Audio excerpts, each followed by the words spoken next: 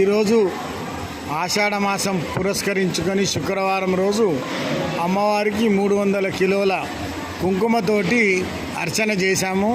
దానికి అధిక సంఖ్యలో మహిళామణులు పాల్గొని ప్రతి ఒక్కరూ ఎరుపు రంగు చీరలో ఎరుపు రంగు గాజులతోటి ఆలయ ప్రాంగణం మొత్తంగా ఎరుపు ధనంతో నిండిపోయినది.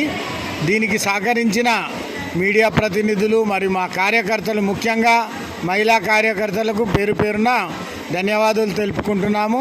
ఇంత ప్రోగ్రాం గ్రాండ్ సక్సెస్ అవ్వడానికి మా నిమిషాంబాదేవి అమ్మవారు అనుగ్రహించి మమ్మల్ని సహకరించి ప్రతి విషయంలో మాకు అమ్మవారు సహకరించిన మూలంగా ఇది గ్రాండ్ సక్సెస్ అయింది. దీనికి మన చంద్రశేఖర్ పంతులు ఫ్యామిలీ మరియు మా పంతులు గారు అందరూ సహకరించారు. వారందరికీ పేరు పేరున ధన్యవాదాలు తెలుపుకుంటున్నాము. బోలో మాతా నిమిషాంబాదేవికి, మాతా నిమిషాంబాదేవికి. అఖిలాండ కోటి బ్రహ్మాండ నాయకి ఆది పరాశక్తి అమ్మలగన్న అమ్మ శ్రీ మాతా నిమిషాంబాదేవి అమ్మవారి యొక్క ఈరోజు ఆషాఢ మాసం నిన్న ప్రారంభం అవుతూనే నిన్న మనం గోల్కొండలో అమ్మవారి ఉత్సవాలను చూసుకున్నాము.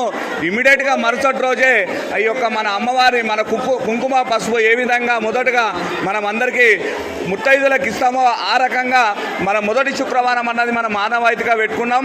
ఈ క్రమంలో ఈరోజు మరి మీరు అందరూ చూశారు, అత్యంత వైభవేతంగా సువాసినులు మహిళామణులందరూ కూడా ఆ లలిత పారాయణం చేస్తూ ఈ యొక్క అమ్మవారికి ఆ యొక్క కుంకుమను సమర్పించడము, వేద పండితుల ద్వారా అర్చకులందరూ కూడా ఆ అమ్మవారికి కుంకుమను ప్రసాదించడము, ఆ యొక్క కుంకుమ అర్చన చేసిన కుంకుమను కూడా మరి భక్తులకు భక్తురాన్లకు కూడా వారికి అందించడం జరిగింది.